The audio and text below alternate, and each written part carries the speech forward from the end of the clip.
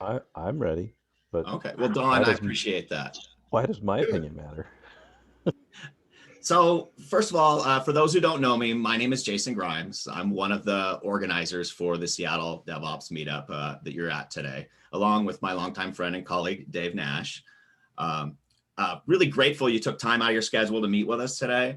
I know that the format is completely new, and although we've practiced a few times, the transition to a Zoom event may be a little different than a physical meetup.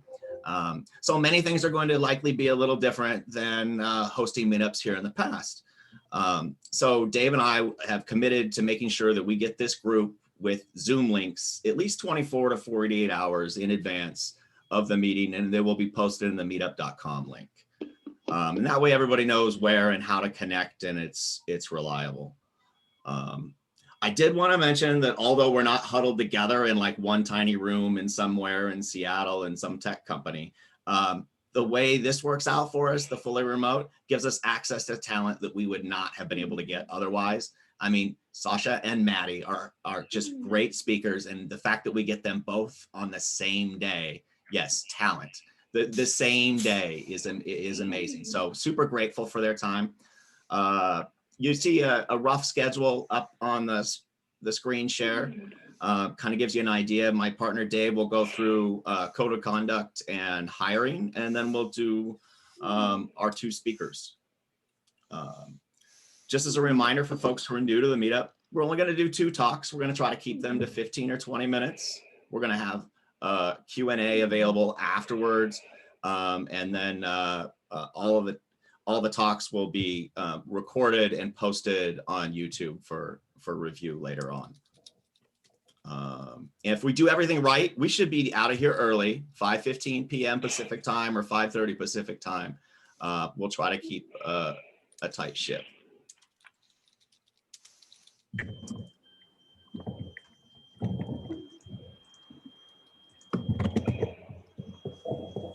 Okay, so before we get started, we do have a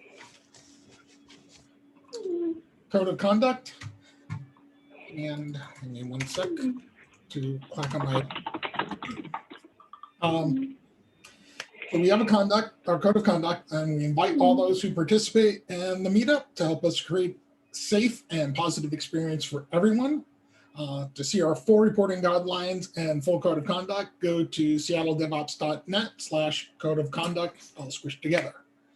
And then for anybody who's hiring, because I'm sure we've got some people that are looking, you can post into the Zoom chat the position title or titles, company name, and the contact info. Or if you want something less ephemeral, do it in the jobs channel on the Slack workspace. And then finally, before we can hand off here, to keep this easy, if you have any questions for the speakers, post them into the questions and answer January 2021 channel in Slack. And if you see any questions proposed that you would really like answered, react to them with a thumbs up. And I will put, or Jason and I will pose questions to the speakers after their talks. So let's get started. If Matty is ready. The pressure's on, Matty. Are you all right? Sure, why not? Okay. It's probably fine. Let me what do advanced portion of screen. Not that portion of the screen.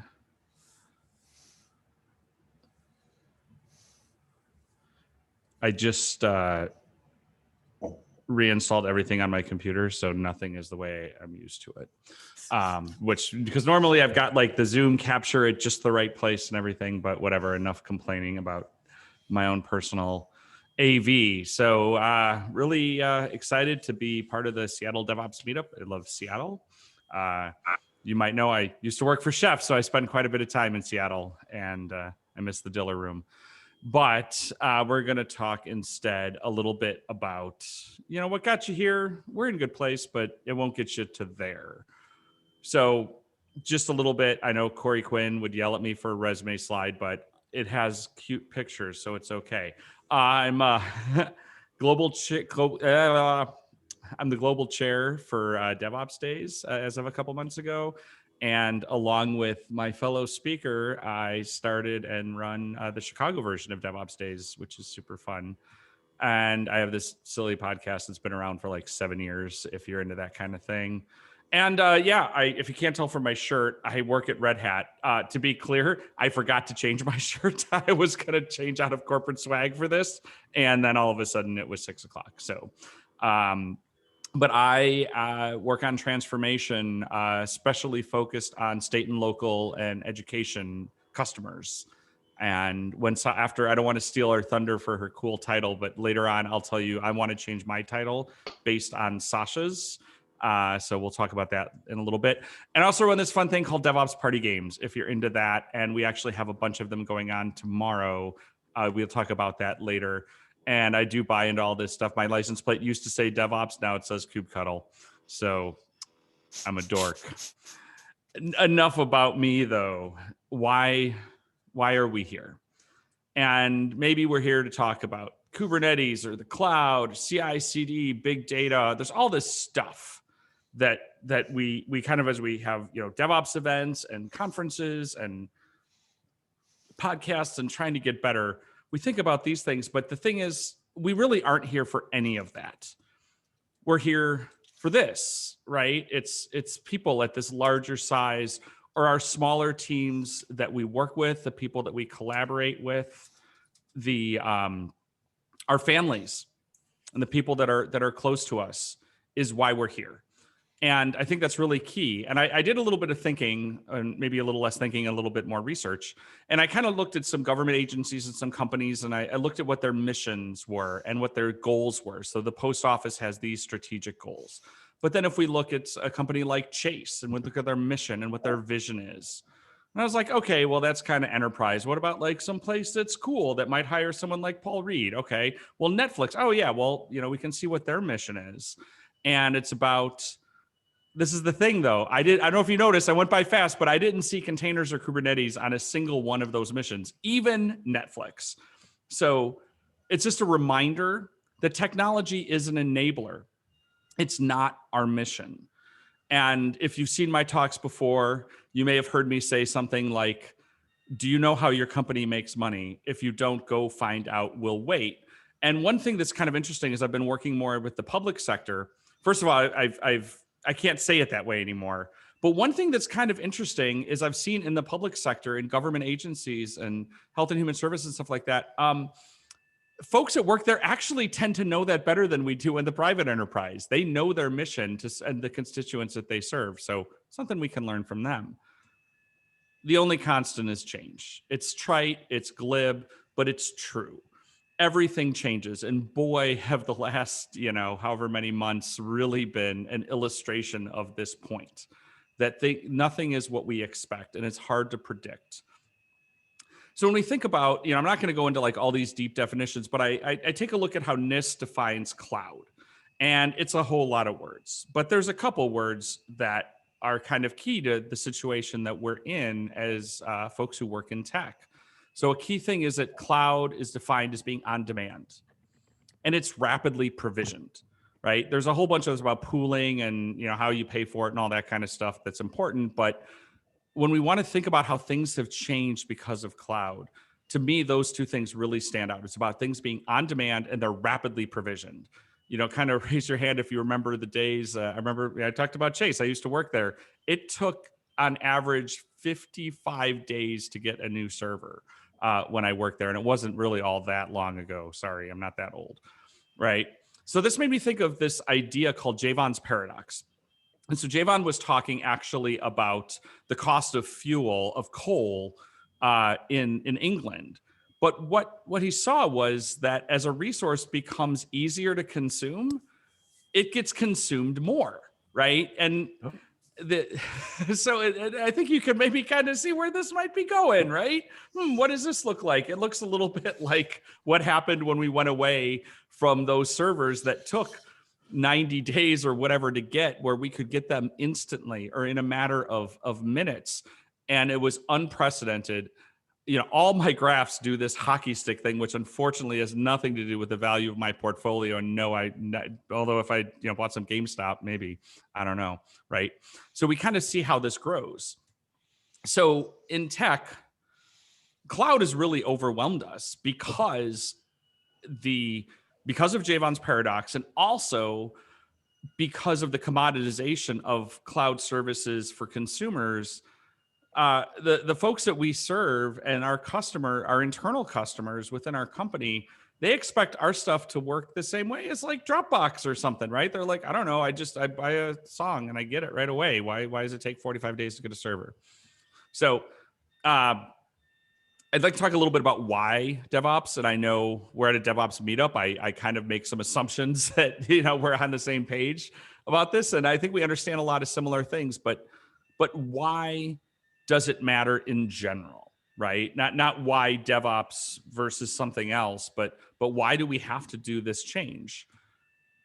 I mean, and you can't do a talk without having a picture of a bunch of containers, right? And you're like, oh, goody, now Matty's going to talk about Kubernetes or something, but I'm not. I'm going to take a couple minutes and actually talk about what that's a picture of, those actual metal boxes. In the next few minutes, we're not going to use containers as a metaphor. We're actually going to talk about shipping containers, which, haven't always been around, haven't even been around that long. So if we kind of look over the last couple hundred years at the value of global exports, and we can see they're really, really stable and they really don't move until right about 1965 or so. And then we really see this massive, massive surge in how much value was happening and was being exported around the globe. And you might be able to take a guess about what happened right around then. And here's what it was. It was the adoption of the standardized shipping container. So starting just in that period when containers were really starting to be adopted in the way that we moved things, physical things, not applications, around the world, that amount of total trade went up dramatically. And it continues to grow. But the thing that matters isn't how much more is it now than it was then, but how much what that dynamic was that actually happened, what that delta and how compressed the timeline was when it happened. So here's some numbers around it because we like data. So a couple things. This is really focusing mostly on the UK and Europe, but you can extrapolate for the rest of the world.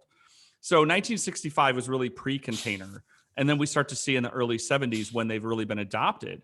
And that productivity of dock labor goes up by almost a factor of 15, actually a little bit over a factor of 15. Used to move about 1.7 tons per hour on average, and it went up to 30. And we can see that the ship size got a lot bigger. But also that port concentration, I thought that was really interesting, whereas you had a lot more large ports, kind of the critical loading ports. There were 11 versus 3.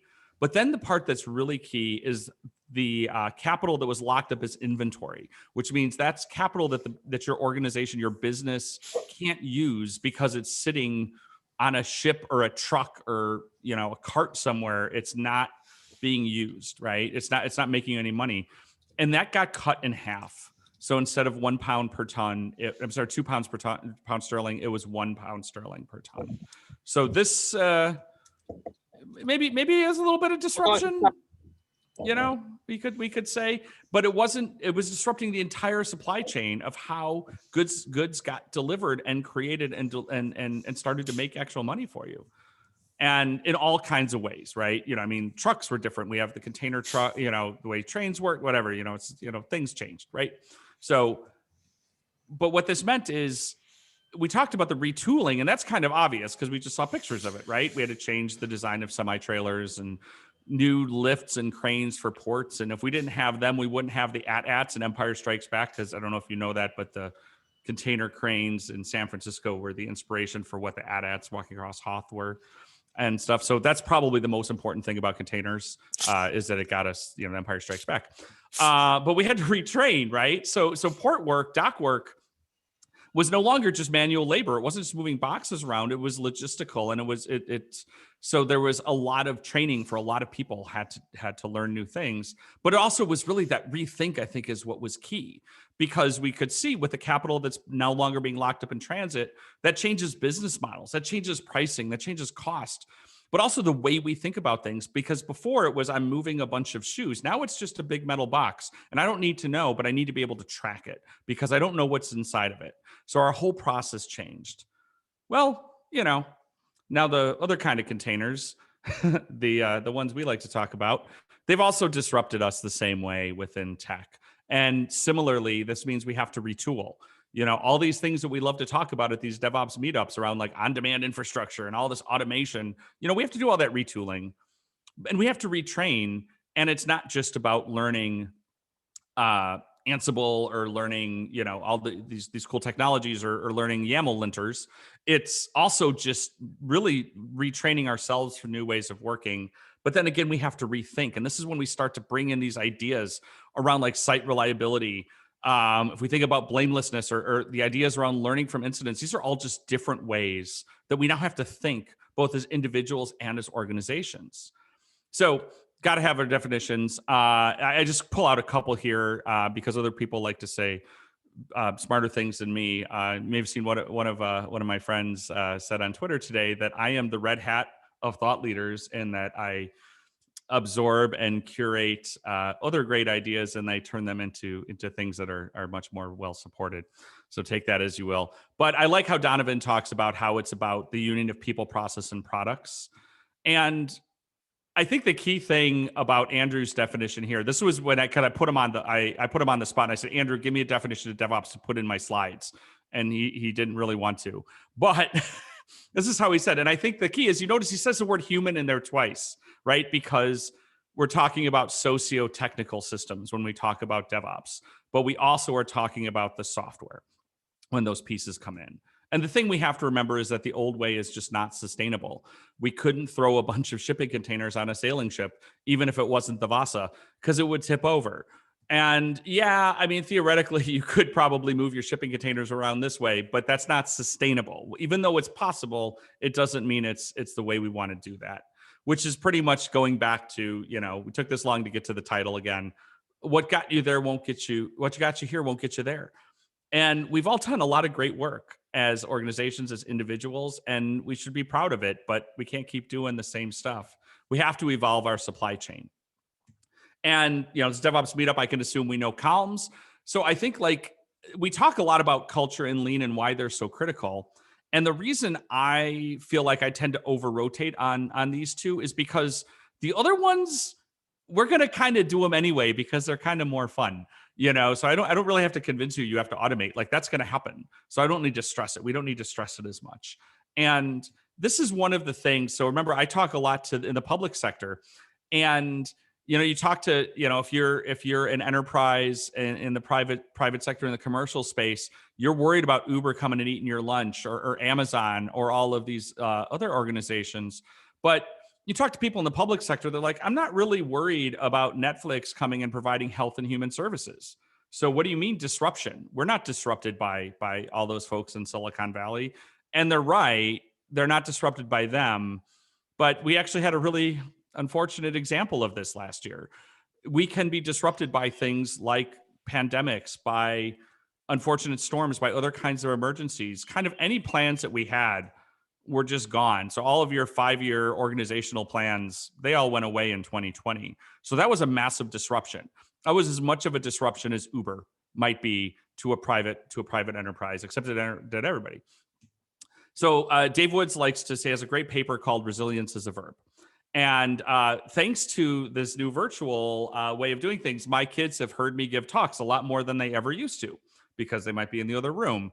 And a little while ago, I was giving this a talk like this, and I brought this part up.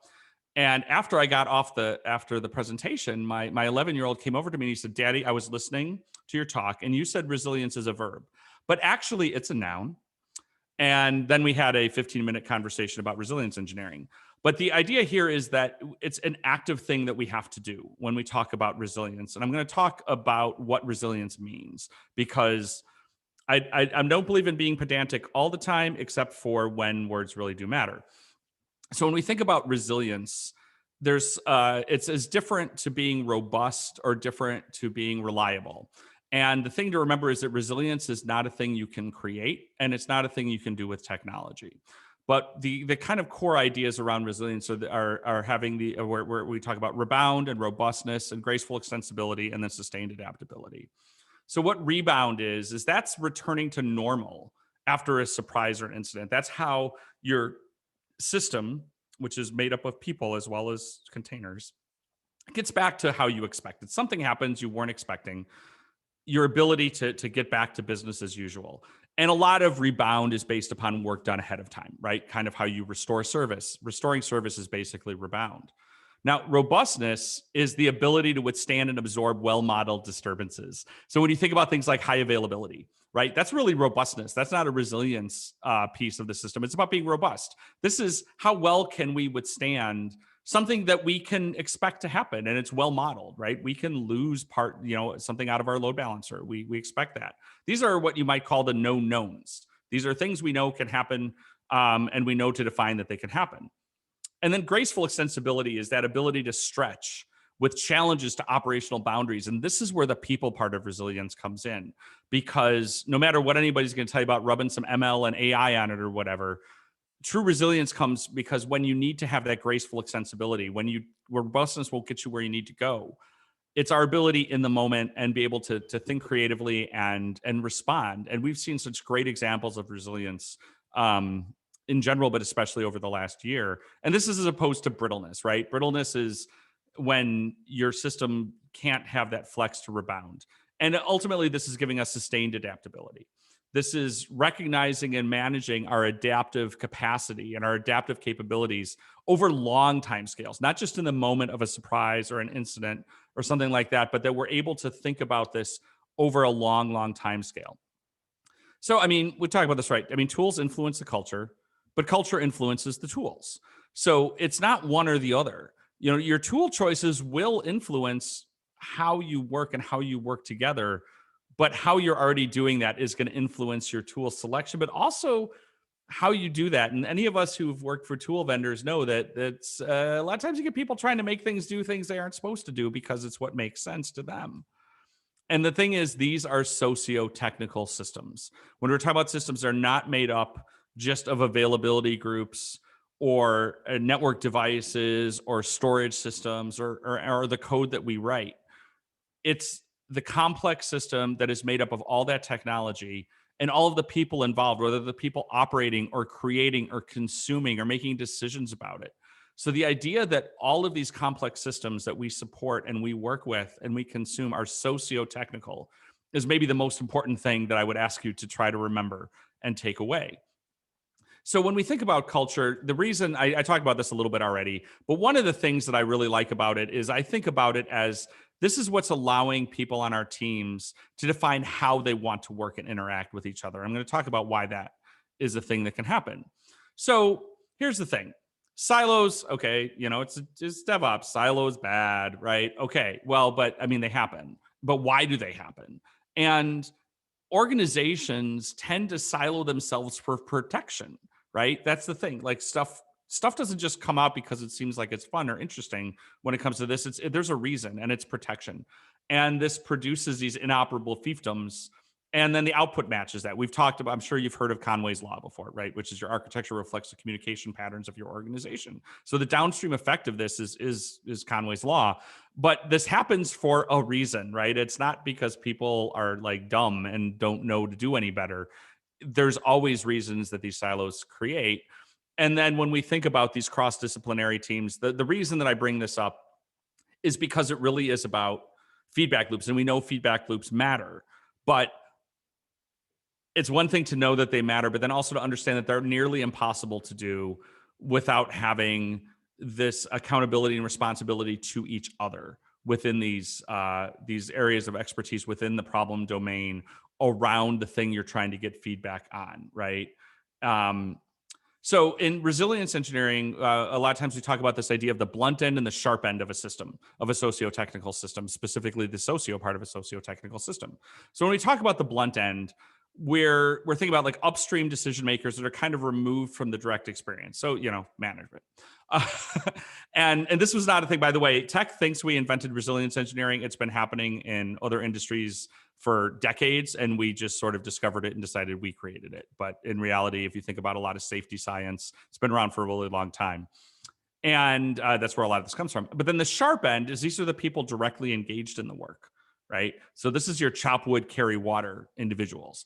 So when we talk about the blunt end and the sharp end of a system, that's generally what we're talking about. And why does this matter? Well, the reason it comes into place is when we think about the folks at the sharp end, there's some interesting things that are true about the sharp end of a system.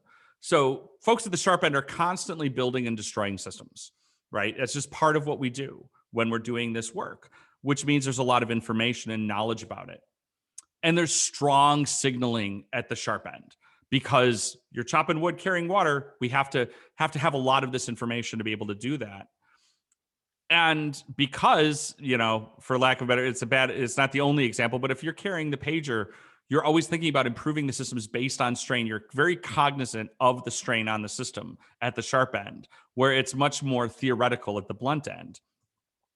And this is the part that I always tell leaders when they're thinking about changing and transforming about this, is that people at the sharp end will do all of these things naturally if they're given ownership. It just happens.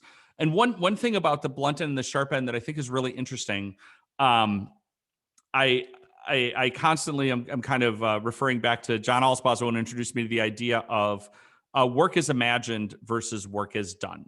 And a lot of times you'll see that dichotomy between the blunt end and the sharp end. So if you're talking to people at the blunt end about how the work is actually done at the sharp end, they will tell you how it's supposed to according to the process, all this stuff, but it's usually very distanced from work as done.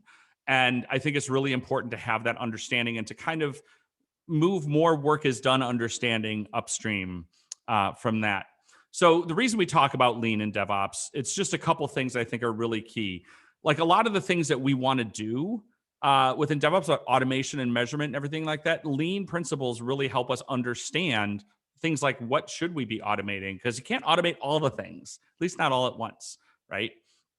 And this really influences the way that we work in other places.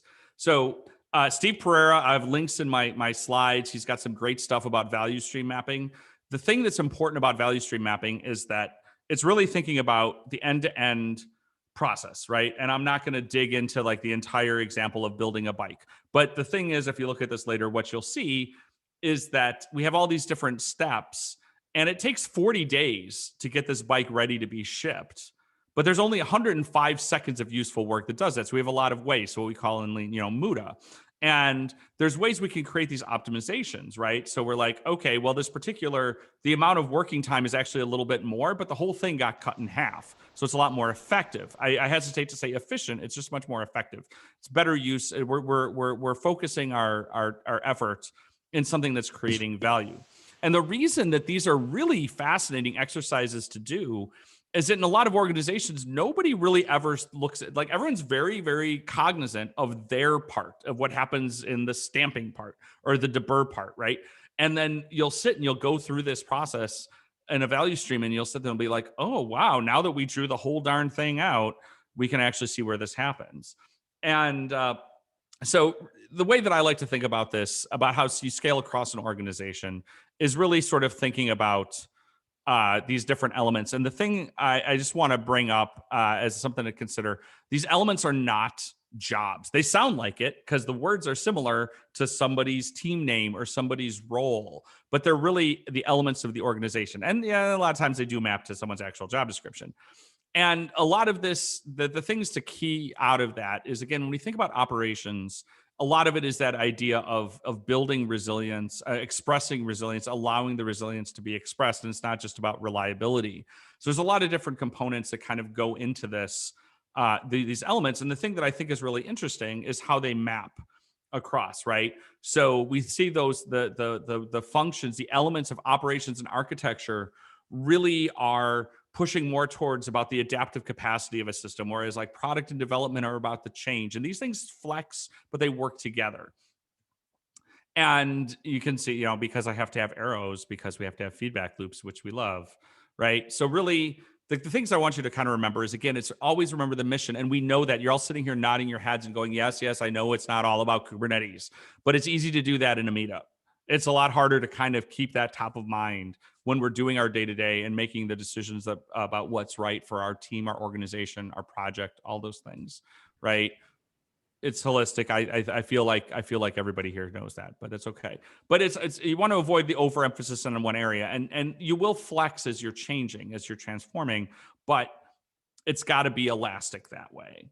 And I think, culture and lean, the rest kind of fall out.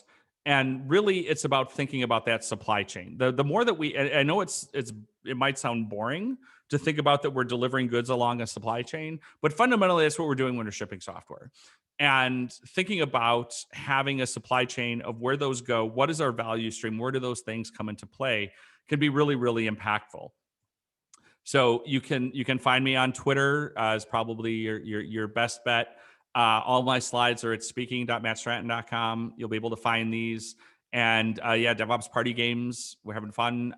We were actually doing 3 episodes tomorrow. I don't remember all the times, but look me up on Twitter and you can find that. And it's a lot of fun. So. Thank you so much, Matty. Thank you very much.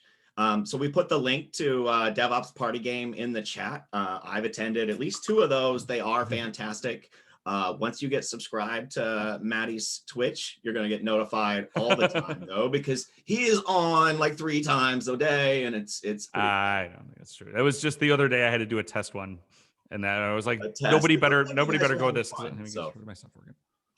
Awesome. So, Dave, did you want to do Q&A? Oh, nobody has posted any questions, so if anybody wants to post them real quick, I will ask them. Otherwise, we can just ask Matty, Star Wars or Star Trek? It is Star Wars. I enjoy Star Trek, but not to the level that I feel like I would need to put it to that. So it's still a Star Wars. I guess I just like fantasy more. Okay. And nobody took my bad question time to pose another question. So, Jason, why don't you go ahead and introduce Sasha? All right. Hold on. There's one in a different chat. Is there a fundamental difference between CI/CD pipeline and manufacturing process? From Jeff. In some ways, yes. In some ways, no. Right. So we love the it depends, but really it depends on what your CI/CD process is, right? If you're thinking about it simply as a build, kind of just my code is building and that's fine, my test pass. But I think thinking about your CI/CD pipeline as it's usually envisioned is part of that supply chain process. And depending on how you're treating your pipeline, it can expand to fill that into it. But there's all the components around that, just like let's put it this way, your assembly line is not your supply chain, right? So in a lot of ways, the CI/CD pipeline is, and this is abusing the metaphor, but is a lot more like the assembly line. But then you still have all of the parts of the logistics of actually going from. So your pipeline is not, if you think about like, as Willis would say, like commit to cache, or you think about idea to it's in front of a user, that's your supply chain, right? But some of those things happen outside of your pipeline.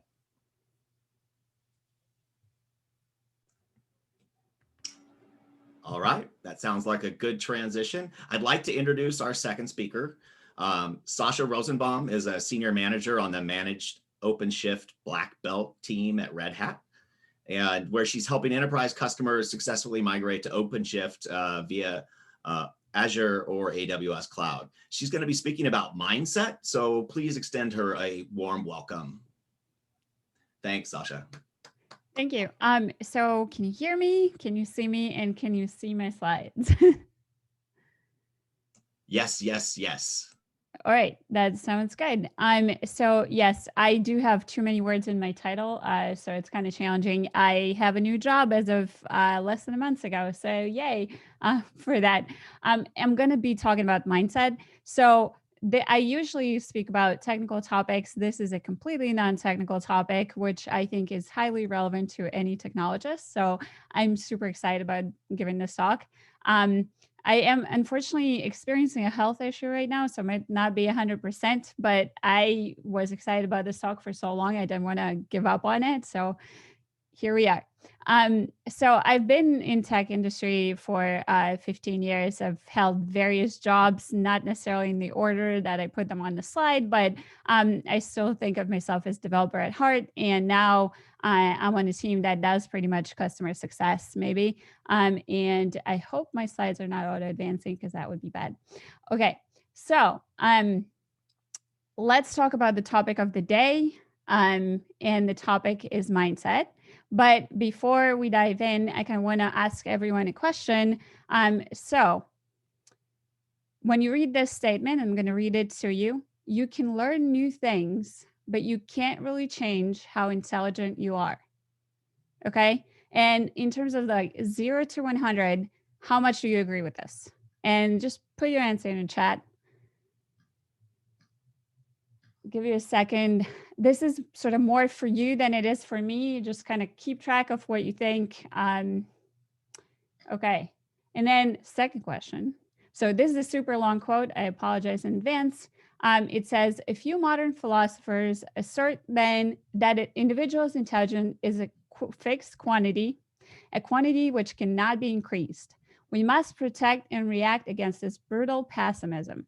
With practice, training, and above all, method, we manage to increase our attention, our memory, our judgment, and literally become more intelligent than we were before. So question is, who do you think said that? So again, just put it in the chat. I'm super curious to find out what the answers were at the end of this, but I'm just interested in what you think. Okay, so let's talk about mindset. The concept of mindset comes from this absolutely excellent book. If you have never heard of this book, I highly recommend, like, I am not getting any royalties, obviously. Please buy this book, buy this for your kids, buy this for your relatives. Seriously, it might change your life and make it better. But this is a book called Mindset by a psychologist called Carol Dweck, and it is about growth mindset and fixed mindset, which is a term that you might have heard before. So a mindset is, like I said, a two-part thing. So you can either have a fixed mindset, which means, among other things, that you think that you can learn new things, but you can't really change how intelligent you are. And then on the other hand of this, you can have growth mindset, which says you can always substantially change how intelligent you are. And this is not a sort of binary indicator, right? Like you don't 100% have a fixed mindset or growth mindset, although you might, but usually you're kind of on a gradient scale. You're somewhere in between there, and you believe that maybe you can change some things, maybe you can't change some things. Some of the ability is inborn, some of the ability is not, sort of like that. The other important part is, while we're going through definitions, is that mindset pertains not just to intelligence, but also to other parts of life. So physical ability, creative ability, personality, and so on. And you can have different mindsets in different parts of life. So you might believe that your intelligence can be developed, but your creative ability is inborn and there's nothing you can do about it, right? So this kind of like defines what kind of person you are in terms of what you believe can be changed and cannot be changed about you. Now, I do want to tell you who actually said this. This quote comes from Alfred Binet, who's the inventor of the IQ test. Now, the IQ test gets a lot of bad press, a lot of bad name, because people think that the IQ test is designed to sort of define people, put them in boxes and keep them in those boxes for the rest of eternity and perpetuate class difference or whatnot. But actually, Alfred Binet believed that we can become more intelligent through practice and training. And this is something I want you to know about this, I guess. But so, okay, why am I talking about this? I said I was excited to give this talk for a long time. I'm finally doing it. Why do I care to even talk to you about this whole thing? And why do you care to listen to me? If there's nothing else you take away from this talk, I want you to remember that adopting a growth mindset will make you a happier human being. Now, it's not about how hard you work. It's not about how much you accomplish. It's not about how talented you are. Really not about any of these things for me. It's about the fact that it might make you happier than you were before. Okay? That's what it did for me. Anyway, so let's talk about some different stories and examples. I'm going to start with school. School is an excellent perpetuator of fixed mindset because we measure people, we assign grades to people, and then we tell people that they fit in boxes and that's who they are. And we just kind of do it on a daily basis. That's really, really not encouraging, but I could tell you a lot of stories. There's a lot of stories in the book about studies and about different situations that pertain to school. Instead, I'm going to tell you a personal story. So, this is me as a kid. I like books a lot. I've liked books as a kid. I liked learning as a kid. I was always just enjoying it, right? And luckily for me, my parents didn't care that I get straight A's. I got almost straight A's without trying, right? I just kind of, learned things because learning things was joyful to me. And that was, all the way through high school. It was all great. Then I enrolled in college. That was back in Israel. And I enrolled in college in biology, right? And then biology was not that interesting to me, so I decided to switch to computer science. By the way, my mom was mad at me for years for switching to computer science because that's not what girls are supposed to do. But just saying.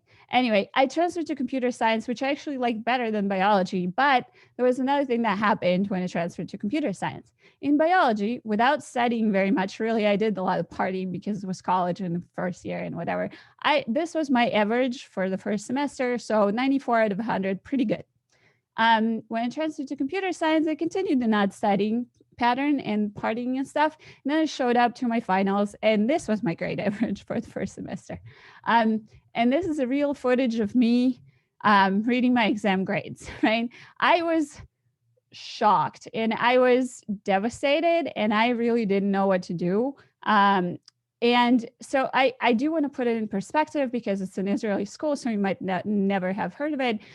You might believe academic ratings or not, but this is at least one academic rating that puts my school in top 20 in the world for computer science. So it is a pretty hard school. It's a pretty hard department to be in. So yes, you're expected to work hard to get these grades, right? This wasn't supposed to be like a, free ride type of thing. So I said, okay, obviously I didn't study very hard. Now I realize that I, need to work a little harder. So obviously I need to study more.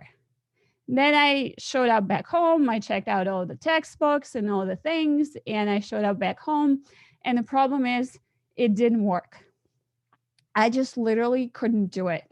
I was used to books being my friends. I was used to learning being an enjoyable activity, and it wasn't anymore. It sucked really, really bad. I struggled just looking at a book because I felt like the book is looking back at me and called me an idiot, right? It was completely awful. So instead of studying, naturally, I did partying again, right? And this particular picture is on here because at one point during an exam period, I watched all of the Sex and the City in 3 days instead of studying for an exam. I promise you that show was not that good, but I did it anyway because I was trying to escape from something. Now, this is a poster story for fixed mindset. This is absolutely a description of how people with fixed mindset act, because usually what happens is that you get carried by your natural ability. And as long as you get carried by your natural ability, you're fine, right? I was learning before and I was enjoying myself because I was constantly getting validation that everything is going great and I'm smart and I'm doing well, right? But the moment I hit a hard thing, it was a real problem and I didn't know how to deal with that, right? But of course, I didn't know what fixed mindset was, and not a single person told me I had a fixed mindset. Instead, people told me that I was lazy. More importantly, I told myself that I was lazy. I thought I was lazy and I was avoiding studying because I didn't like working hard. And if you follow me on Twitter, you know that I like cats a lot. I think they're the most adorable animal. They make me happy to just look at and, but so a little secret, you're not a cat, right? cats generally sleep about 15 hours a day and they lounge around for the rest of the day and they really enjoy themselves doing it. But you probably can't do that. To test that, you can sit down on your couch, you can put down your phone, you can turn off your television, and you can try doing nothing for about 20 minutes. And so one of two things is going to happen. Either you fall asleep because you're probably too tired and you need some sleep anyway. But the other option is you're going to experience a great desire to do things, because humans are really bad at doing nothing. Humans are generally not lazy. Humans are into learning and into making things, right? So why does it happen then? So this is another book, by the way, that I want to bring up, and it's really old, but it's also really good. It's a book about procrastination, and it says the choice is not working or not working, but which type of work. Even feeling guilty because of procrastinating takes some effort.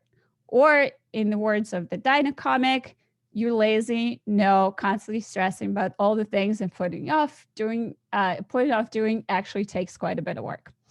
Yes. Okay, so this realization came to me actually, at one point in my life, but it was important too. And that is that humans are not lazy. Okay, you're not lazy because, but then like something happens, right? You procrastinate, you avoid doing things, you try not to work and stuff. So what's really going on? Well, first of all, maybe you just don't like doing what you're asked to do. That can totally happen. And sometimes people are just not interested in a topic and it's mandatory and whatever. But a lot of times what happens is that you're scared. Like you really are experiencing fear. And that's why you're avoiding a particular thing. Now, what exactly are we scared of? Was I scared of the exams? Like, was that what was scaring me? So I'm going to bring up Dino comic again because it's really, really good. So this one says, I failed. Well, it doesn't matter as long as you tried your best. Oh, I didn't even do that. So this comic is sad and funny because it's true. This is a legitimate coping strategy. And this is a coping strategy that I was using while not studying for my exams, because actually failing at an exam was preferable to failing at studying, because while I was studying, I was experiencing anxiety. And I preferred going into an exam without studying and saying, oh, I didn't study hard, that's why I didn't do well. And so I have an excuse. And it's not like I didn't do well because I'm not that great. So in fixed mindset, effort is a bad thing. It like failure means that you're not smart or talented. If you were, you wouldn't need effort. Let that sink in for a second, right? You not only you have to like be really good at things, but you also have to be really good at things without making any efforts. That like sounds like a setup for a failure from the get-go, right? I don't know. Think about it. So are people with fixed mindset doomed, right? Are we all doomed? Like, if you have a fixed mindset, you could never do a hard thing. It's not that bad, right? People with fixed mindset can still succeed at accomplishing hard things. In particular, with my story, I still studied, I still did stuff, I improved my grades, I finished almost with honors. The almost is going to bother me for the rest of my life, but anyway, I did pretty well, right? So why is, if I can still succeed with fixed mindset, then what's the big deal? Well, I was miserable the whole time. Every time something was hard, every time I had to study for an exam that was hard, I was miserable just doing it. And it was just a completely awful experience for me. And adopting a growth mindset will make you a happier human being. Okay, now, side note. You probably have this question by now, right? You probably are thinking, Sasha, what about talent? Are you saying that talent doesn't exist? And no, I'm not saying that. I'm saying that talent only carries you so far, right? So you have inborn abilities. I'm good at some things and bad at some other things. And there are some things that come easy to me and some things that come hard to me. Again, if I go to the mindset to the book, there's a lot of stories about prominent sports players that were inborn talented that had a fixed mindset. And so once they hit the wall, right, at one point in their career, and there's always a wall somewhere, right? You're always going to come across something that's hard for you. Then they just gave up because they didn't know how to deal with it, right? And then there was people like, say, Michael Jordan, who were not recognized as so great in the beginning of maybe their high school or whatever, but they worked really hard and they improved continuously and they just got better and better, and they're remembered as amazing. Now, there's this concept of 10,000 hour rule, and it was popularized by Malcolm Gladwell in the book Outliers. And it basically says that, for people who succeeded at something, and the example is people playing music, for instance, the difference between people who succeeded and people who didn't wasn't the inborn talent, like how much prodigy they were considered in the beginning, but it was instead how much they work. And the average of successful player was 10,000 hours. Now, this research actually comes from a different person, Anders Ericsson, who later published a popular book that is called Peak. And the book points out something that Malcolm Gladwell doesn't point out, which is that basically the 10,000 hours requires deliberate practice, and deliberate practice involves feedback and modification of efforts in response to feedback.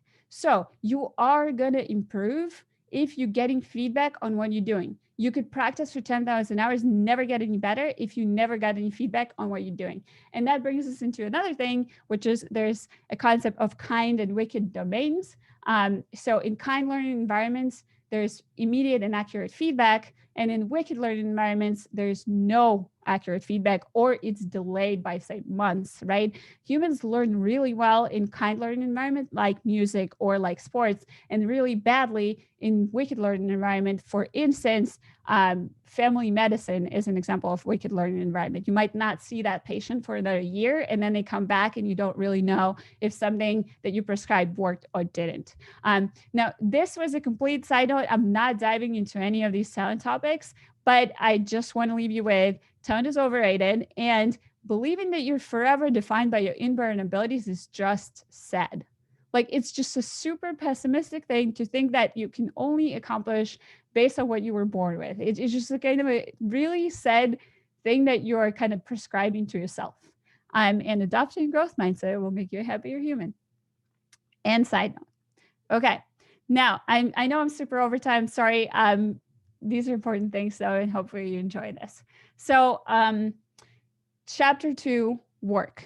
So I'm going to start with CEO disease, and it is about creating an environment in which you have absence of negative feedback.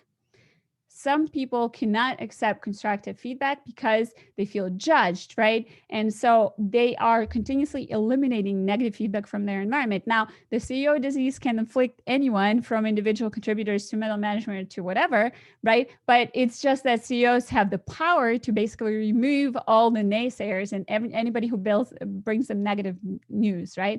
And that doesn't necessarily mean even about themselves. It also means about their company. So in fixed mindset, people continuously might get confirmation of their greatness, right? And so this is where this whole thing comes from. It's like, I need to continuously hear only good things about myself and about how my company is doing under my leadership, right? Most notorious example of this is Enron. You can't ignore reality forever. Eventually it catches up with you, right? You can convince people for a long time that things are as good as you pretend they are, but then eventually people are going to discover that you're full of it. So I'm going to switch to a different company, a company that I like very much. I used to work there, and a different person that I admire very much, and Satya Nadella, CEO of Microsoft. And his quote is, "Be passionate and bold. Always keep learning. You stop doing useful things if you don't learn." Right. And Satya Nadella is someone who popularized growth mindset inside of Microsoft. And I believe that was a huge part of Microsoft transformation. The whole thing where Microsoft went from a company that people considered old and kind of like, oh, they're never going to accomplish anything anymore, to like now being once again the top market cap, for a while there. I don't know if they're right now or not, but anyway, this was a big part of it, right? And this was a big part of, I thought CEOs were overrated until I met Satya Nadella because he's amazing. Anyway, so there's another quote, and this is the quote from Kevin Kelly, wrote the book The Inevitable, and it's kind of how internet came from sort of this hobbyist thing to a thing we're all like using to live, and like which gives us all of our jobs and stuff. And he says, in this era of becoming, everyone becomes a newbie. Worse, we will be newbies forever. So 10 years ago, you could learn a thing and it would be relevant for another 5, right? You could get really good at Microsoft SQL Server, and then Microsoft SQL Server wouldn't release an update for another 3 years. So you were really good. And then maybe your company didn't upgrade the SQL Server for another 3 years. And then you were still good on the things you learned 6 years ago. It's no longer true today, right? Technology upgrades under us every single day, and we constantly experiencing that newbie effect. And this is why this is important now. This is why the growth mindset didn't come into Microsoft 10 years ago, but it came, when Sasha and Nadella started the transformation, because it is becoming more and more relevant every day. We must learn every day, especially in technology, right? And we're super fast, and our businesses must learn every day, right? This is the reality. We are going to get outdated if we don't continue learning. But another quote, and this is from Chris Argyris. Now, Chris Argyris never calls it like growth mindset or fixed mindset, but he talks a lot about in his essays about how smart people are really bad at learning. And this particular quote is, smart people don't learn because they have too much invested in proving what they know and avoiding being seen as not knowing. And again, this is super fixed mindset right on this slide, right? I have been great all my life, and now you're telling me that I need to learn a new thing. And learning requires being vulnerable. When you learn your thing, you're by definition not good at it. At least for 5 minutes, you're not good at it. And maybe for a couple of months, you're not good at it. And by definition, you have to go through that stage, right? And that is why a lot of people who are successful up until now or up until a certain point stop learning and hold on tightly to the things they already know, to the things that prove to them that they're really good, and avoid learning. And like we said, it's not something that can carry us forward, right? It may have been something that carried us through the past century, but it's not going to carry us through the next one. And fixed mindset gives you no tools to cope with failure. Basically, once you fail, there's nothing you can do because it's all about your inborn ability, and you can't change that. So you can't do anything to fix it. Now, in growth mindset, failure doesn't define you. You might fail at something, or you might be learning something new and inherently failing at something, but failure gives you an opportunity to improve because you can work on things and you can get better at them. So why waste all of your time proving over and over again how great you are when you could be getting better? And as I like to put it, it's not about proving yourself, it's about improving yourself. And like I said, adopting a growth mindset will make you a happier human. Now, I'm going to ask you a question like, okay, you listened to me talk about this and maybe you believe me. I hope you did. So are you all good now?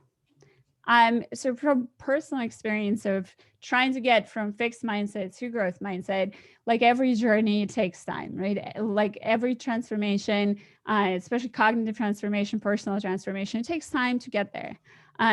But I can tell you that like I am so much better about these things than I was before. And I'm literally so much happier in my day-to-day life. And it literally comes up all the time, right? I'm so much less concerned of how smart other people think I am, which is relevant as a woman in tech, as you can imagine.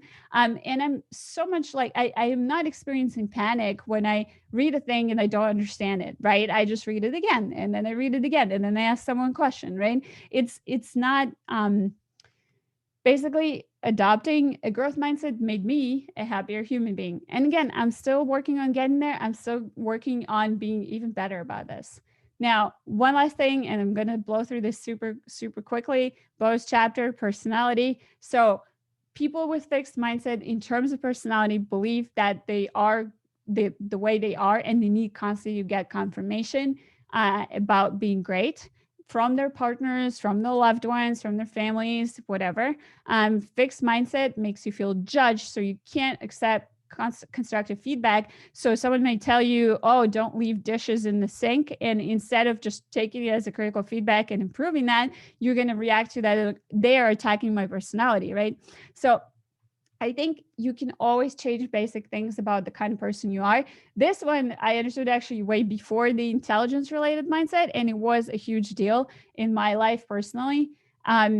That I am not defined by the past. I'm not defined by my own mistakes. I'm not defined by mistakes of other people that affected me. I am not fixed set of traits, and I can change the person I become every day. And I honestly wish for your own happiness that you do consider adopting a growth mindset in terms of personality as well. So again, if you remember nothing else, remember adopting a growth mindset will make you a happier human. Look up Mindset by Carol Dweck. Give it to your kids and read it yourself. And thank you.